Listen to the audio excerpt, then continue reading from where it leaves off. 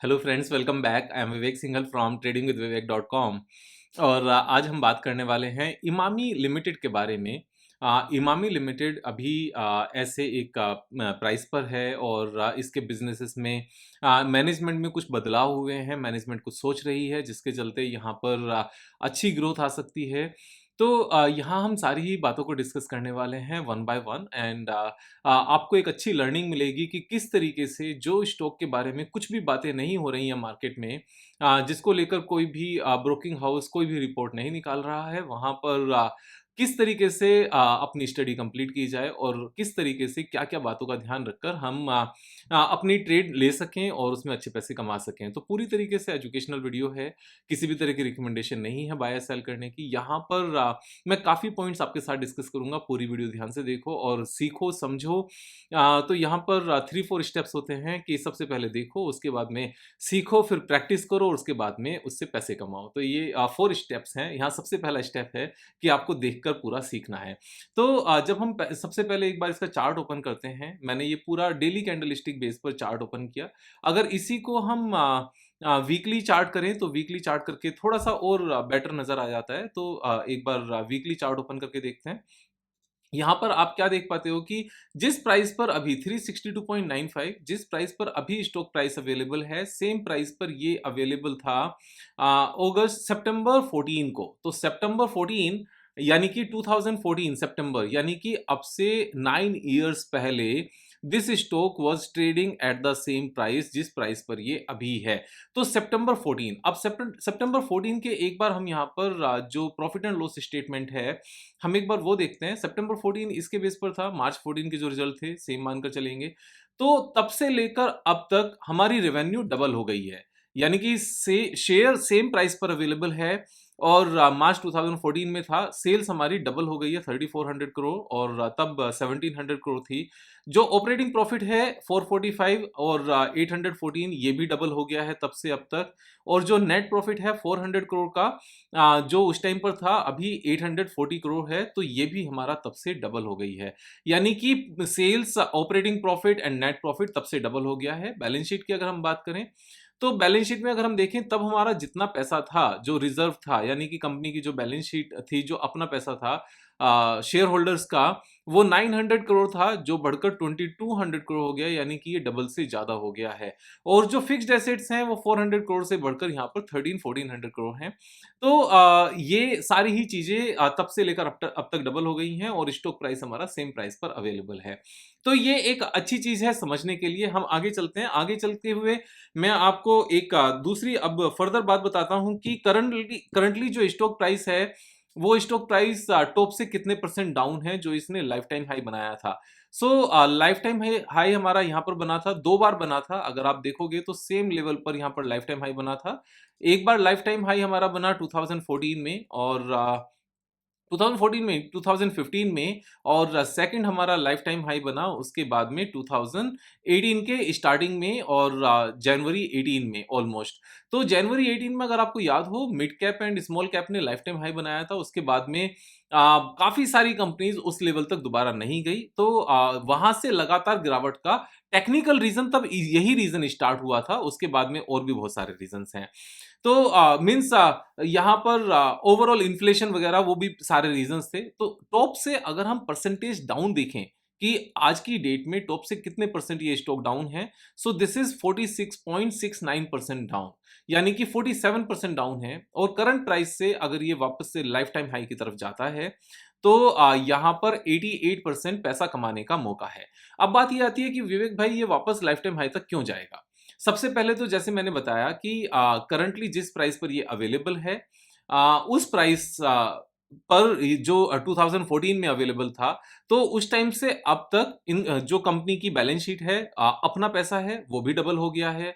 जो रेवेन्यू है 1700 करोड़ से वो भी डबल हो गई है। जो नेट प्रॉफिट है वो भी हमारा डबल हो गया। तो सब कुछ डबल हो गया है। अब डबल होने के बाद कम से कम जो ऑल टाइम हाई है जो उस टाइम पर बना था, कम से कम वो तो बनता ही है, उसमें कोई डाउट नहीं होता।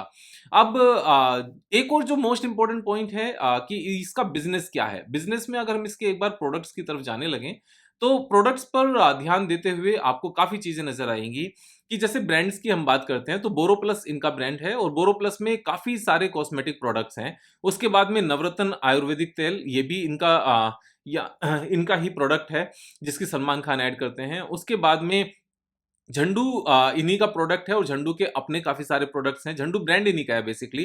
फेयर एंड हैंडसम भी इन्हीं का ब्रांड है, जिसमें इन्होंने काफ़ी प्रोडक्ट्स निकाले हुए हैं एंड केश किंग भी इन्हीं का ब्रांड है और डर्मीकूल पाउडर भी इन्हीं का है और उसके बाद में क्रीम 21 ये भी इन्हीं का है। तो यहाँ अगर हम फर्दर ब्रांड्स पर क्लिक करें, तो इसके अलग जो नॉर्मल 1-2 ब्रांड्स हैं, उसकी भी यहाँ पर लिस्ट निकल कर आ जाएगी। मैंने क्लिक किया, वेबसाइट इनकी थोड़ी-सी हो सकता है स्लो हो, तो ऐसा भी हो सकता है अपना इंटरनेट भी स्लो हो। एनीवेज़ ये आ गया है यहाँ पर। सो बोरोप्लस, नवरत्न और झंडू और Fair and Handsome, Kesh King, Emami 7 oil in one, He, Dermicool, Menthoplus, Emami golden beauty talc और यहाँ पर नेचुरली फेयर और इमासोल और मीन्स जो मेन प्रोडक्ट्स हैं बेसिकली वो फ्रंट पेज पर ही थे जो हमने यहाँ पर देखे थे। तो यहाँ अच्छी बात क्या है, ये सारे ही प्रोडक्ट्स की मार्केट में अच्छी डिमांड है, सारे ही ब्रांड्स मार्केट में अच्छा कर रहे हैं। सो ये एक प्लस पॉइंट है। अब during last few months, basically not only months, last 1 year में यहाँ पर इन्फ्लेशन काफ़ी ज़्यादा था, इन्फ्लेशन लगातार बढ़ता जा रहा था। अभी इन्फ्लेशन यहाँ पर कूल डाउन हुआ है और इन्फ्लेशन कूल डाउन होने का इम्पैक्ट हर चीज़ पर आता है, खासतौर से एफएमसीजी पर भी इस चीज़ का इम्पैक्ट आता है। जब इन्फ्लेशन थोड़ा-सा डाउन होता है तो चीज़ें ज़्यादा बिकती हैं और यहाँ से इन्फ्लेशन डाउन होते हुए नज़र आता है, डाउन हुआ भी है, इंटरेस्ट रेट भी यहाँ पर डाउन होते हुए नज़र आता है। इंटरेस्ट रेट डाउन होने की वजह से जो रॉ मटेरियल के प्राइसेस हैं वो बढ़ने बंद हो जाते हैं और वो भी डाउन होने शुरू हो जाते हैं।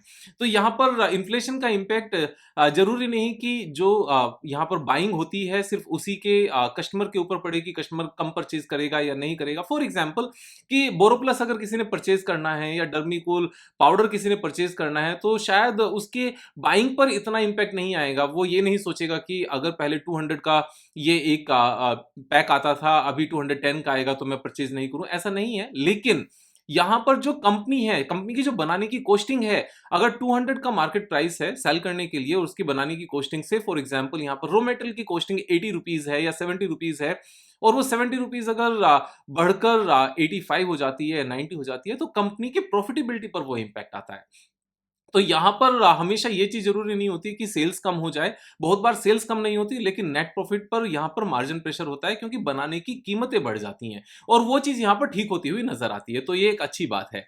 अब यहाँ एक और जो नेक्स्ट पॉइंट आता है दैट इज़ आरओसीई इज़ 30.6%, यानी कि मैं हमेशा एक चीज़ कहता हूँ कि जब भी return on capital employed more than 30% हो तो उसको काफ़ी अच्छा माना जाता है और वो अच्छा होता भी है एक्चुअल में।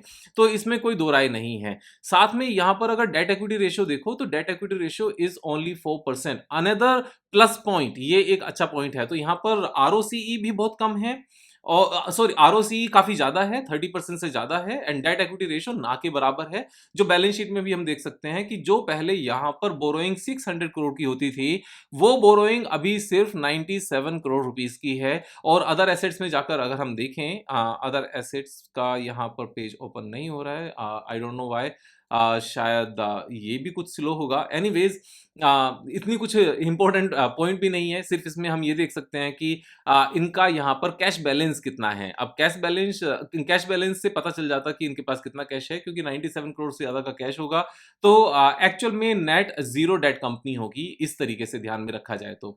और उसको बहुत ज़्यादा ध्यान से देखने की ज़रूरत भी नहीं है, इतना बड़ा पॉइंट नहीं है क्योंकि 94 करोड़ का ही सिर्फ डेट है, कोई बड़ा डेट है ही नहीं यहाँ पर। तो बैलेंस शीट स्ट्रॉन्ग हुई है। आप ध्यान से देखो कि 1500 करोड़ अपना पैसा था जो बढ़कर 2200 करोड़ हो गया और जो बोरिंग यहाँ पर 671 करोड़ की थी वो कम होकर 97 करोड़ की हो गई। तो यहाँ पर अदर एसेट्स की अगर हम बात करें तो अदर एसेट्स में हमें नजर आता है कि इनके पास जो कैश है दैट इज 139 करोड़। तो जो टोटल डेट है दैट इज 97 करोड़ और जो इनके पास कैश इक्विवेलेंट है वो डेट से ज्यादा है, यानी कि overall net debt free company है कि अपने ही कैश से इसको पे किया जा सकता है और अपने मीन्स किसी भी तरह का डेट नहीं है। तो यहाँ इससे ये पता चलता है कि बोरोइंग जीरो कर दी और अपने पैसे को अच्छे से बढ़ा दिया। नेट प्रॉफिट में बहुत ज़्यादा उछाल नहीं आया, लेकिन आया भी है, यहाँ पर डबल हुआ है नेट प्रॉफिट, तो सारी चीज़ें अच्छी हैं। एक और जो अच्छी बात हाल-फिलहाल में हुई है कि यहाँ मैनेजमेंट में गिरिराज बागरी जी ने जॉइन किया है और वो एक्चुअल में अगर मैं एक बार सर्च करूँ यहाँ पर गिरिराज बागरी जी अ, गिरिराज बागरी तो आना तो यही चाहिए, नाम मैं सही टाइप कर रहा हूँ, yes. So chief growth officer को लेकर यहाँ पर as a chief growth officer यहाँ पर ज्वाइन किया है और इनका अगर प्रोफाइल देखें तो प्रोफाइल में यहाँ पर ये चीज़ नज़र भी आ जाती है। लिंक्डइन के प्रोफाइल में इन्होंने अपने पास यहाँ अपडेट भी किया है that he has recently joined chief growth officer Emami. इससे पहले ये कोलगेट पामोलिव में थे, उससे पहले ये क्राफ्ट एंड हाइंज में थे और कैस्ट्रोल में भी थे और आईटीसी में भी थे और एफएमसीजी सेक्टर में एफएमसीजी ब्रांच में थे और यहाँ पर अगर हम देखें तो जनवरी 2023 को ही इन्होंने यहाँ पर ज्वाइन किया है। तो ये एक साथ में प्लस पॉइंट है अगर हम इस चीज़ को देखने लगें और यहाँ पर हम एक बार टेक्निकल चार्ट अगर ओपन करें तो टेक्निकल चार्ट में आप ये सारी बातें समझ गए, मैं एक बार आपको सारी चीज़ रिपीट कराता हूँ। सबसे पहले स्टॉक प्राइस 47% डाउन है टॉप से और सेकंड 2014 के प्राइस पर चल रहा है। 2014 के प्राइस से अब तक रेवेन्यू डबल हुई है, नेट प्रॉफिट डबल हुआ है, बैलेंस शीट डबल हुई है। उसके साथ में जो बोरोइंग है वो ज़ीरो हो गई है और जो रिटर्न ऑन कैपिटल एम्प्लॉयड है वो 30% से ज़्यादा है। तो और जो प्रोडक्ट्स हैं कंपनी के वो सारे प्रोडक्ट्स सारे ही ब्रांड्स जाने-माने ब्रांड्स हैं और मार्केट में अच्छा कर रहे हैं। इन्फ्लेशन के चलते मार्जिन प्रेशर आता है, इन्फ्लेशन कूल ऑफ हो रहा है तो उसके चलते यहाँ पर जो ग्रोथ है वो ज़्यादा स्पीड से आएगी। गिरिराज बागरी जी ने यहाँ पर चीफ ग्रोथ ऑफिसर्स के पद पर यहाँ पर जॉइन किया है जो यहाँ से फर्दर ग्रोथ को लेकर जाएँगे क्योंकि पहले वो एफएमसीजी में थे, कोलगेट में काम कर चुके हैं, आईटीसी में काम कर चुके हैं और अभी इमामी में यहाँ पर जॉइन किया है जनवरी 2023 में इसी साल। तो ये सारे प्लस पॉइंट हैं। साथ में अब टेक्निकल चार्ट पर मैं एक और चीज़ आपको दिखाना चाहता हूँ जो यहाँ पर वॉल्यूम के हिसाब से आप देख सकते हो कि अगर आप इस बात को देखो मैं एक बार सारे यहाँ से रिमूव करता हूँ तो इस सेम रेंज में ऑलमोस्ट वॉल्यूम से पहले मैं एक दूसरी बात आपको दिखाना चाहता हूँ जो टेक्निकल चार्ट पैटर्न है। टेक्निकल चार्ट पैटर्न में current level is a very important level अगर आप ध्यान से देखोगे तो सेम लेवल पर यहाँ पहले रेसिस्टेंस था। मैं आपको कुछ चीजें दिखाना चाहता हूँ, आप ध्यान से समझो इस बात को कि ये कितना इंपॉर्टेंट है और यहाँ से क्यों वापस ऊपर चलेगा। ये पहले रेसिस्टेंस था, यहाँ से ब्रेकआउट हुआ, ब्रेकआउट के बाद में सेम लेवल पर सपोर्ट बनी। तो जिस जो रेसिस्टेंस होता है सेम लेवल पर अगर सपोर्ट बने वो और स्ट्रॉन्ग सपोर्ट हो जाती है। चीजें ऊपर गई वापस से आई सेम लेवल पर फिर इसने सपोर्ट ली लेकिन फिर से ब्रेक डाउन हो गया। ब्रेक डाउन होने के बाद में सेम लेवल पर इसने रेसिस्टेंस दिखाया, फिर इसने रेसिस्टेंस दिखाया, सेम इसी रेंज में इसने रेसिस्टेंस दिखाया एंड फाइनली इसने ब्रेकआउट दे दिया। ब्रेकआउट के बाद अभी वापस से ये सेम ही लेवल पर एज ए सपोर्ट अवेलेबल है और सेम ही लेवल पर अगर आप सपोर्ट के टाइम पर देखो यहाँ पर तो कुछ ही दिनों में यहाँ पर लास्ट फ्यू डेज में इन 2 दिनों में एक अच्छी खासी यहाँ पर ह्यूज बाइंग देखी गई है वॉल्यूम के साथ और ये वॉल्यूम के साथ अच्छी जो स्ट्रॉन्ग बाइंग है ये अपने आप में काफी कुछ यहाँ पर बताती है कि इस लेवल पर वापस से बाइंग करके ऊपर ले जाने की यहाँ पर तैयारी है और बाइंग के बाद जनरली क्या देखा जाता है कि स्टॉक प्राइस वापस से नीचे आने लगता है। बहुत बार ऐसा देखा जाता है कि बाइंग आई, बाइंग के बाद स्टॉक प्राइस नीचे आने लगा, बट दिस टाइम ऐसा नहीं हुआ। जिस लेवल पर बाइंग हुई, ये वाली बाइंग की मैं बात कर रहा हूँ जो बड़ी कैंडल है और दिस पर्टिकुलर बाइंग की बात कर रहा हूँ और इन दोनों बाइंग के बाद ये स्टॉक सेम ही रेंज में चल रहा है, नीचे नहीं आ रहा है। अब साथ में एक और इंपॉर्टेंट पॉइंट जो इस चीज को सपोर्ट करता है वो है पीयर ग्रुप में यहाँ पर कंपैरिजन और पीयर ग्रुप में कंपैरिजन अगर आप करके देखो तो जो पीई रेशो है, पीई रेशो यहाँ पर इमामी का 18.96 है जबकि गोदरेज कंज्यूमर का 60 है और डाबर इंडिया का यहाँ पर 52 है एंड मैरिको का 48 है और ज्योति लैबोरेटरीज का यहाँ पर 33.45 है। बजाज कंज्यूमर बहुत छोटी कंपनी है, इसके सामने नहीं आती। तो ये बहुत ज़्यादा इंपॉर्टेंट पॉइंट्स हैं अगर इन सब चीज़ों को यहाँ पर ध्यान से समझा जाए तो 18 का पीई है और जो इससे ऊपर की बड़ी कंपनीज हैं उनका पीई यहाँ से 3 गुना या 4 गुना है।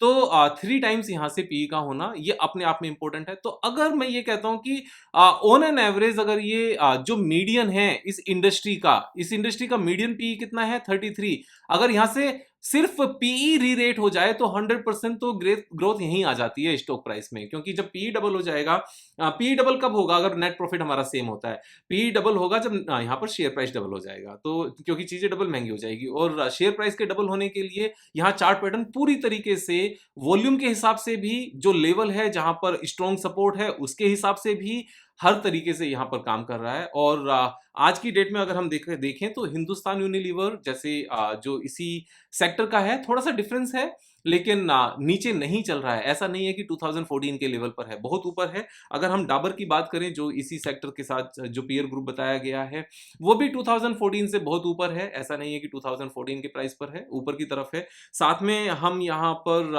गोदरेज कंज्यूमर की बात कर रहे थे, गोदरेज कंज्यूमर को भी देखा जाए तो वो भी 2014 के प्राइस पर नहीं है। इवन ये लाइफ टाइम हाई के आसपास फिर से चलने की यहाँ पर तैयारी है, और पहुंच भी रहा है वहां तक। तो इस तरीके से मैं चीज़ों को एनालाइज करता हूँ। यहाँ पर सारे ही पॉइंट्स मैंने आपको बताए। सारे पॉइंट समझने के बाद में हमें एक्चुअली में देखना क्या चाहिए कि टॉप से चीज़ कितनी डाउन है, बैलेंस शीट कितनी स्ट्रांग है, फ्यूचर में ग्रोथ होने के क्या रीजंस हैं, और करंट में जो स्टॉक प्राइस है डाउन होने के बाद में वो सपोर्ट पर है या नहीं है, उसके साथ में यहाँ पर बाइंग हो रही है या नहीं हो रही है, कि इन्फ्लेशन यहाँ पर कूल ऑफ हो रहा है, जो मैक्रो इकोनॉमिक्स के पैरामीटर्स हैं। Overall stock market already down थी, यहाँ से बढ़ना शुरू कर रही है तो वो भी यहाँ से पुश करेगी। तो सारे ही चीज़ें यहाँ पर प्लस पॉइंट में है, और क्योंकि ऑलरेडी इतना डाउन है, सपोर्ट पर है, यहां से नीचे जाने के चांसेस ना के बराबर हैं। तो जो मार्जिन ऑफ सेफ्टी की हम बात करते हैं वो इसी तरीके से देखनी चाहिए। मार्जिन ऑफ सेफ्टी को लेकर मैं अलग से पूरी वीडियो बनाऊंगा, वो अलग बात है, लेकिन ना किसी भी स्टॉक को एनालाइज करते हुए हमें इन सब बातों का ध्यान रखना है, समझना है, सोच समझने के बाद ही हमने यहाँ पर काम करना है। क्योंकि जितने भी स्टॉप लॉस लगाने हैं वो कंपनी के सिलेक्शन में लगा लेने चाहिए, ना कि स्टॉक प्राइस पर। एक बार कंपनी को समझकर ले लिया, उसके बाद स्टॉक प्राइस और नीचे चला गया तो और बाइंग करने की हमारे अंदर हिम्मत होनी चाहिए, और जो वो हिम्मत है वो सिर्फ समझ से आती है, नासमझी से नहीं आती। आप सीखते रहिए, दोस्तों के साथ शेयर करना, लाइक करना, सब्सक्राइब करना, मैं आपको सिखाता रहूंगा। आप ब्लेसिंग्स देते रहना। कल फिर मिलेंगे एक नई वीडियो के साथ, तब तक जय हिंद।